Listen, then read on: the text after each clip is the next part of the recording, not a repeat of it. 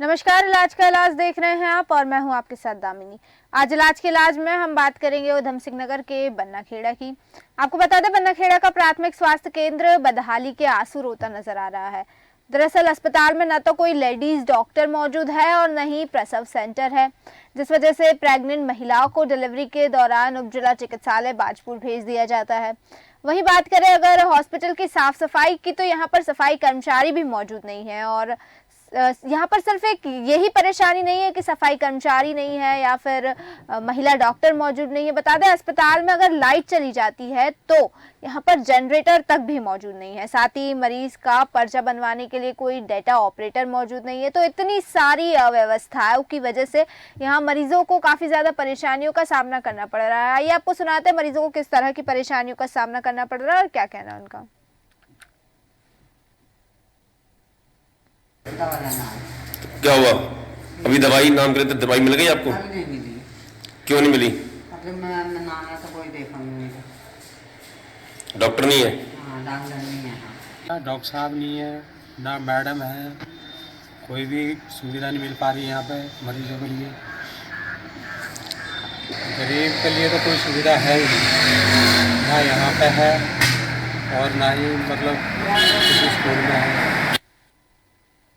तो जिस तरह से आपने देखा, वहाँ के लोगों का कहना है कि मरीजों के लिए यहाँ किसी भी प्रकार की सुविधाएं नहीं है, ना डॉक्टर है, ना महिला डॉक्टर मौजूद है, ना समय से इलाज मिल पा रहा है, ना ही दवाइयाँ मिल पा रही है। इसी कड़ी में हमारे साथ भूपेंद्र सिंह पन्नू जी जुड़ चुके हैं, स्टेट हेड। वहीं हमारे साथ दीपक शर्मा जुड़ चुके हैं, स्टेट कोऑर्डिनेटर उत्तराखंड से। तो हम इन दोनों से चर्चा करेंगे और मैं अपने दर्शकों को बताना चाहूंगी कि हमारे साथ कमलजीत सिंह जो कि समाज सेवी, ये भी जुड़ चुके हैं। तो सबसे पहले तो आप सभी का बहुत बहुत स्वागत है। सबसे पहले मैं आपके पास आना चाहूंगी दीपक शर्मा जी, आखिर क्या स्थिति है उस क्षेत्र की, उस अस्पताल की, और क्या किस तरह से लोगों को परेशानियों का सामना करना पड़ रहा है, सारी चीजें विस्तार से बताइए। बिल्कुल दामिनी जी, मैं आपको बताना चाहूंगा, ये बन्ना खेड़े का स्वास्थ्य केंद्र है, प्राथमिक स्वास्थ्य केंद्र है और बदहाल स्थिति इतनी भयानक यहाँ बनी हुई है। ना ही यहाँ पर कोई जनरेटर है, ना प्रसव के लिए कोई महिला डॉक्टर है, ना साफ सफाई है। मरीज है, डॉक्टर समय पे नहीं पहुंच पाए अभी तक। काफी मरीज है, परेशान हो रहे हैं। और साफ तौर की बात करें तो महिला डिलीवरी के लिए यहाँ प्राइवेट अस्पतालों की तरफ इधर रुख करना पड़ता है जी। वो बहुत बड़ी समस्या महिला डॉक्टर की है। ना हड्डियों का कोई डॉक्टर है, ना आंखों का कोई डॉक्टर है। सिर्फ 2 डॉक्टर के ऊपर ही पूरा अस्पताल चल रहा है, तो बहुत बड़ी समस्या है मरीजों के लिए।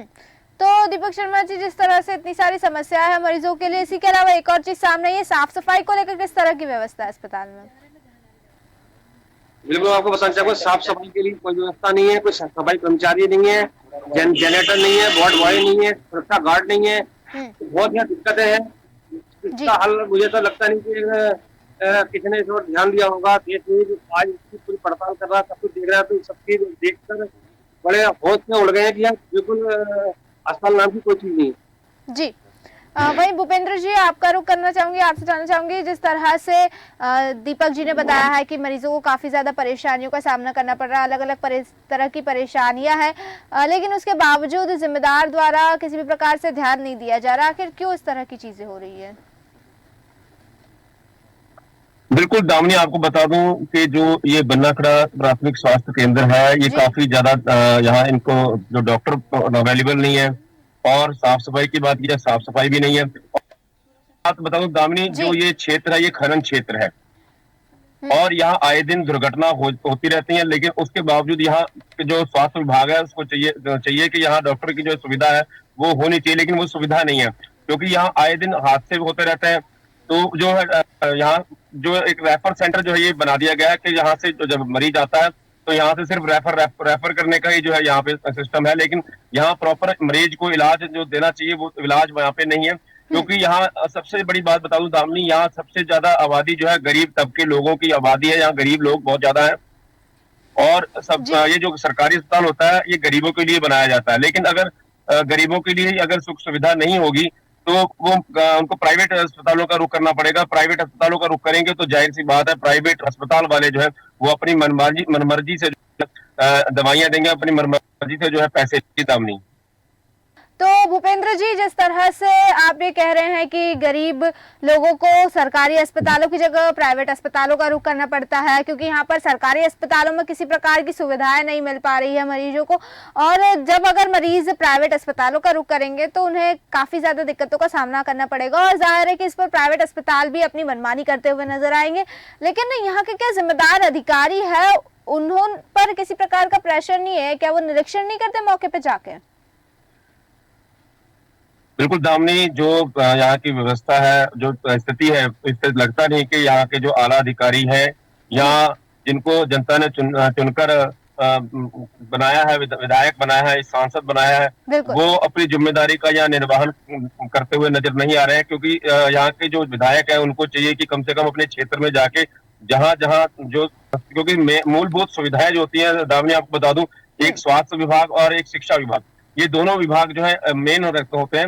और यहाँ स्वास्थ्य विभाग की जो लापरवाही ये है कि यहाँ पे डॉक्टर की जो सुविधा है वो नहीं है, और यहाँ की जहाँ डॉक्टर की जो सुविधा है वो होनी चाहिए, जो प्रॉपर इलाज होना चाहिए, मिलना चाहिए। और सबसे बड़ी बात बताऊं दामिनी, यहाँ के लोगों का कहना है कि यहाँ के जो फार्मासिस्ट है वो दवाइयां यहाँ से बाहर भी बेचते हैं। जी दामिनी। वही दीपक शर्मा जी, आपके पास आना चाहूंगी, आपसे एक सवाल करना चाहूंगी कि आखिर इस तरह की स्थिति कब से बनी हुई है?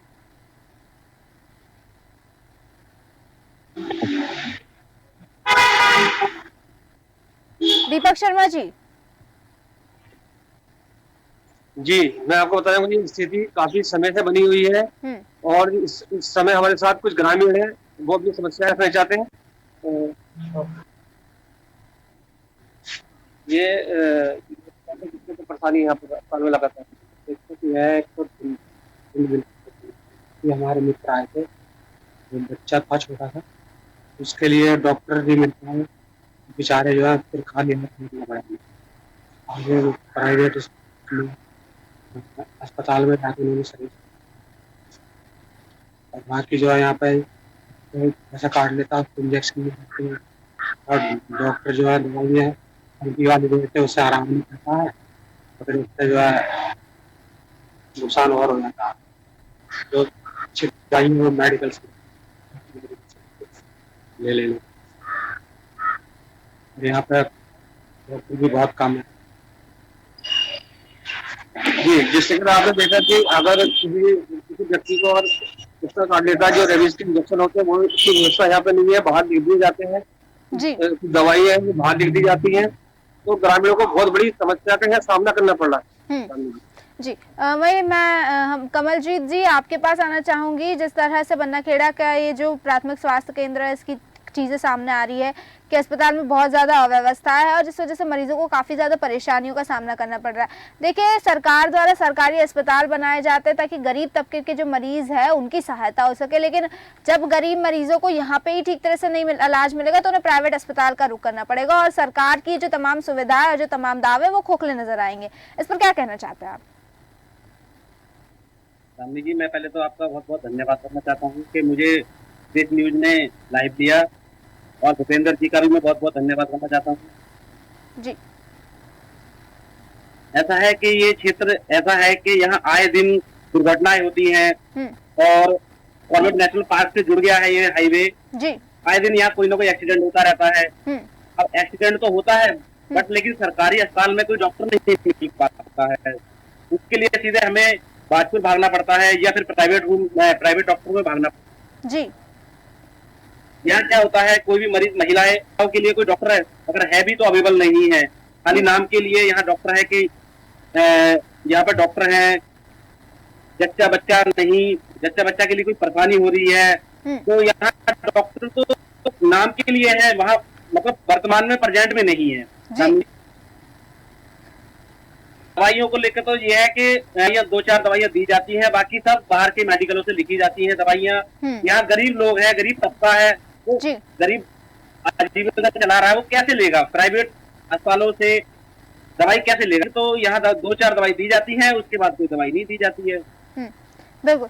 तो कमलजीत जी, जिस तरह से आप कह रहे हैं कि 2-4 दवाइयाँ दी जाती है, दवाइयों को लेके काफी ज्यादा दिक्कतें हैं इस क्षेत्र में, क्या इस क्षेत्र के लोगों ने कभी किसी प्रकार की शिकायत की है उच्च अधिकारियों से? हाँ, कई बार ऐसे उच्च अधिकारियों से हो चुकी है, जिससे डॉक्टरों को कई बार चेंज भी किया गया है। जी, वहीं मैं दर्शकों को बताना चाहूंगी कि हमारे साथ यहाँ से ACMO डॉक्टर राजेश जुड़ चुके हैं। डॉक्टर राजेश, बहुत बहुत स्वागत है आपका देश न्यूज में। डॉक्टर राजेश, क्या आप मेरी आवाज सुन पा रहे हैं? जी मैम, आपकी बात मिल रही है मुझे। राजेश जी, देखिए बन्नाखेड़ा के जो प्राथमिक स्वास्थ्य केंद्र है वहाँ की कुछ चीजें सामने आ रही है कि मरीजों को काफी ज्यादा परेशानियों का सामना करना पड़ रहा है। महिला डॉक्टर्स मौजूद नहीं है, सफाई कर्मचारी मौजूद नहीं है, समय से इलाज नहीं मिल रहा है, ठीक तरह से दवाइयाँ नहीं मिल रही है। क्या आपके संज्ञान में ये चीजें हैं?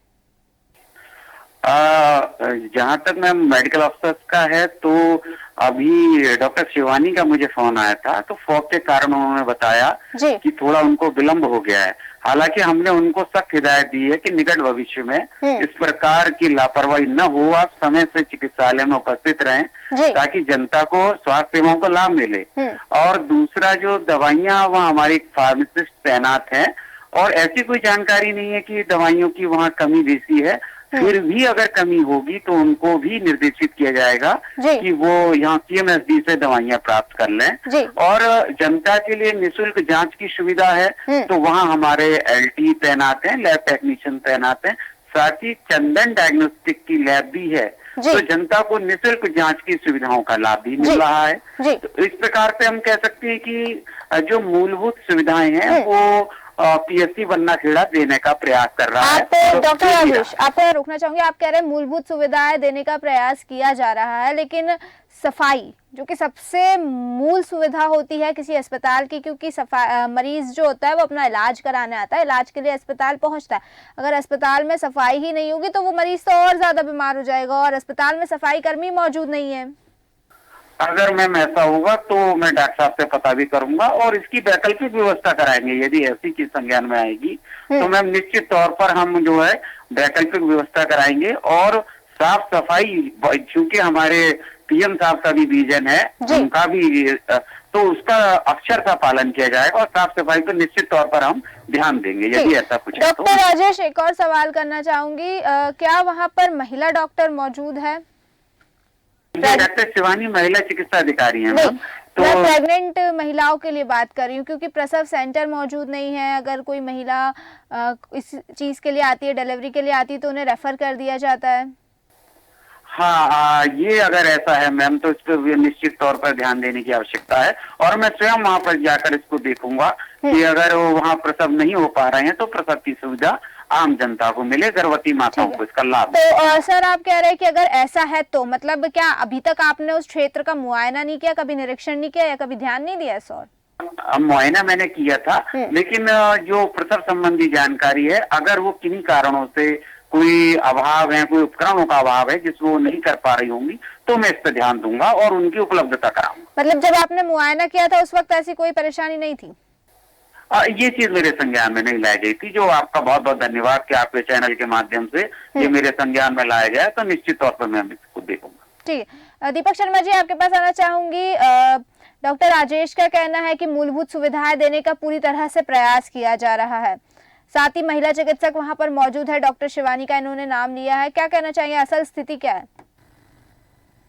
बिल्कुल, मैं आपको बताना चाहूंगा, महिला डॉक्टर की सबसे ज्यादा ग्रामीणों ने खुद आकर हमारे पास, काफी आपने देखा होगा अभी कई लोग हमारे साथ ग्रामीण जुड़े हुए थे, उन्होंने लगातार हमसे यही कहा कि सर सबसे बड़ी समस्या यहाँ महिला डॉक्टर को है। हालात इतने खराब है, अगर किसी महिला प्रेग्नेंट होती है प्रसव के लिए तो उसे कई बार ऐसा होता है कि रात से 50 किलोमीटर, बाजपुर की बात करें तो बाजपुर को भी हमने दिखाया था कि वहाँ भी एक महिला डॉक्टर है डिलीवरी के लिए, तो वह कम से कम अगर महिला का अगर हालात उसकी खराब हो जाते हैं, रास्ते में कोई दिक्कत ज्यादा बढ़ जाती है, तो कहीं ना कहीं महिला को जान जोखिम में डालकर वहाँ पहुंचना पड़ता है। वहां से भी अगर रेफर कर दिया जाता है तो फिर जो 50 किलोमीटर हल्द्वानी है, सुशीला तिवारी हॉस्पिटल है, वहां जाना पड़ता है। तो कई बार स्थिति ऐसी बन जाती है कि महिला को रास्ते में दम तक तोड़ना पड़ जाता है, या कहते हैं कि पेट में ही खत्म तक हो जाता है। जी दीपक शर्मा जी, एक और चीज आपसे चाहूंगी, जैसे कि डॉक्टर राजेश का कहना है कि सारी मूलभूत सुविधाएं देने का प्रयास किया जा रहा है, महिला डॉक्टर वहां पर मौजूद है, लेकिन आपने जब वहां के ग्रामीणों से बात की, वहां के लोगों से बात की, तो उनका कहना है, उनकी सबसे बड़ी परेशानी ये है कि वहाँ महिला डॉक्टर मौजूद नहीं। क्योंकि डॉक्टर राजेश हमारे साथ इस वक्त जुड़े हुए हैं, मैं चाहूंगी कि आप वहाँ के ग्रामीणों से एक बार दोबारा बात करके ऑन स्क्रीन उन्हें सुनाए कि किस तरह की परेशानियां हैं उन्हें। इस टाइम हमारे साथ एक ग्रामीण है जी जी। क्या समस्या ज्यादातर यहाँ आ रही है, क्या समस्या आ रही है? समस्या यही है तो इमरजेंसी नहीं है, अभी रात में जो है परेशानी पड़ती है, इंसान को मिलता नहीं। दवाइयों का क्या, दवाइयों का तो बहुत बुरा हाल है। तो दवाइयाँ जो है सस्ती वाली खरीदी जाती है, बाकी नहीं वो मेडिकल को लिख के देती है। जो इंजेक्शन वगैरह है कुत्ते जो आप बता रहे थे वो नहीं मिल पाती, कुत्ते को जैसे इंजेक्शन वो नहीं मिल पाती। महिला डिलीवरी में क्या कितने बहुत बड़ी महिला डिलीवरी तो है ही नहीं, तो महिला को जोखिम में जाना पड़ता है। जी तो देखिए दामिनी जी, आपने देखा कि सबसे बड़ी समस्या दवाई पर भेज दिया जाता है, दवाइयाँ हल्की दी जाती है, और सबसे बड़ी समस्या जो है प्रेग्नेंट महिला को लेकर के है, बहुत बड़ी समस्या है। उसको लेकर ग्रामीण लगातार हमसे बात किया, अगर कह रहे हैं कि अगर ये समस्या आप देश अगर हल करवाता है तो बहुत बड़ा आपका मतलब धन्यवाद सा कर रहे हैं। जी डॉक्टर राजेश, जैसे कि आपने वहाँ के स्थानीय ग्रामीण की बात सुनी, उन्होंने कहा कि दवाइयों को लेकर दिक्कत है, महिला डॉक्टर वहाँ मौजूद नहीं है। उम्मीद करती हूँ कि आप इस पर किसी न किसी प्रकार से संज्ञान लेंगे और जल्दी इन चीजों का समाधान मिलेगा। निश्चित तौर पर मैम, निश्चित तौर पर जनता सर्वोपरि है, उनके दुख सुख स्वास्थ्य ये हमारी प्राथमिकता है। और अगर किन्हीं कारणों से ये सुविधाएं जनमानस को नहीं मिल पा रही हैं तो इसमें देखूं मैं निश्चित तौर पर स्वयं देखूंगा कहाँ कमी रहती है और उनको पूर्ण कराने का पूरा प्रयास करूंगा ताकि जनता लाभान्वित हो। मैं जी बिल्कुल। कमलजीत सिंह, मैं आपके पास आना चाहूंगी कि जिस तरह से डॉक्टर राजेश का कहना है कि पूरी तरह से प्रयास किया जाएगा, जो भी दिक्कतें सामने आ रही है वो मिलेगी जनता को, और जो भी कमियां हैं उन पर काम किया जाएगा। वहीं मैं आपसे जानना चाहती हूँ कि आप प्रशासन को, शासन को इस ओर ध्यान आकर्षित करने के लिए क्या कहना चाहते हैं, क्योंकि अक्सर ये देखा गया है कि जब मामले उठाए जाते हैं, बात की जाती है, तो पहले तो कह दिया जाता है कि हाँ इस ओर ध्यान दिया जाएगा, लेकिन बाद में कोई ध्यान नहीं दिया जाता और जिम्मेदार अधिकारी इस ओर बिल्कुल ध्यान नहीं देते ही नहीं है। तो क्या कहना चाहेंगे आप शासन प्रशासन से, क्योंकि इस तरह से जो दिक्कतें सामने आ रही है जाहिर तौर पर ग्रामीणों के लिए बड़ी परेशानी की बात है और बहुत गंभीर विषय है। मैम, मैं डॉक्टर राजेश जी का ये कहना चाहता हूँ कि कहा तो कई बार गया है कि हम इसकी बनेंगे और इसको सुधारेंगे, लेकिन अभी तक मैं कहना चाहता हूँ कि अभी तक जब से ये स्वास्थ्य केंद्र बना है लेडी डॉक्टर क्यों नहीं है। देखो बाजपुर का यहाँ से दूरी है लगभग 8 से 9 किलोमीटर में जी। अगर कोई जच्चा बच्चा बहुत ही गंभीर है तो उसको ले जाने में करीबन ज्यादा भी नहीं जाता तो 20 मिनट मैम लगेंगे। अब उस 20 मिनट के अंदर ट्रैफिक भी होता है, अगर कुछ उसमें बच्चे को या जच्चा बच्चा को नुकसान होगा तो उससे जिम्मेदार कौन होगा। अगर यहाँ डॉक्टर होगा, लेडीज डॉक्टर होगी तो मेरे को लगता है कि बहुत सुविधा मिलेगी उसको, यहाँ ही ट्रीटमेंट हो जाएगा तो उसको बहुत सुविधा मिलेगी। जी बिल्कुल। जी आखिर में भूपेंद्र जी आपके पास आना चाहूंगी। जिस तरह से डॉक्टर राजेश ने कहा है कि प्रयास किया जाएगा कि सुविधाएं सारी मिले, वहीं कमलजीत सिंह का कहना है कि अभी तक कई बार ऐसा कहा गया है पर किसी प्रकार से कोई एक्शन नहीं हुआ और किसी प्रकार से ध्यान नहीं दिया गया है इस ओर। तो अब क्या लगता है, क्या भविष्य में किसी प्रकार से एक्शन होगा या फिर ये भी सिर्फ बातें कहीं रह जाएगी और कहने को हो जाएगा, इसके अलावा और कुछ नहीं होगा? जी दामने, बिल्कुल मैं डॉक्टर जो राजेश हैं इनके साथ सहमत हूँ, क्योंकि ये जिम्मेदार अधिकारी हैं तो जाहिर निश्चित तौर पे जो है ये इस ओर ध्यान देंगे। और जो यहाँ की जो कमियां हैं, क्योंकि यहाँ की जैसे कि जो डॉक्टर लेडीज डॉक्टर है वो तो है, लेकिन यहाँ दिक्कत क्या है कि वो समय से नहीं पहुंचती। आज भी हम पहुंचे तो लगभग 11 बज चुके हैं, अभी भी 11:30 हो चुके हैं, लेकिन अभी भी जो है जो डॉक्टर महिला डॉक्टर यहाँ पे वो मौजूद नहीं है। और जहाँ पे जो पेशेंट है, जो मरीज है, वो बैठे हुए वो इंतजार कर रहे हैं कि डॉक्टर आए और हमें दवाई लिख के दे और हम दवाई लें। और दूसरी बात दामिनी आपको बता दूं कि यहाँ के जो ग्रामीण है उनका ये कहना है कि यहाँ से जो दवाइयां हैं, जो आती हैं दवाइयां, लेकिन वो बाहर बेच दी जाती हैं। तो मैं डॉक्टर साहब से भी ये भी गुजारिश करूंगा कि जो ये बाहर बेची जाती दवाइयां, इस पे भी अंकुश लगाया जाए। जी दामिनी। आप सभी का बहुत बहुत शुक्रिया हमारे साथ इस चर्चा में जुड़ने के लिए, तमाम जानकारी देने के लिए।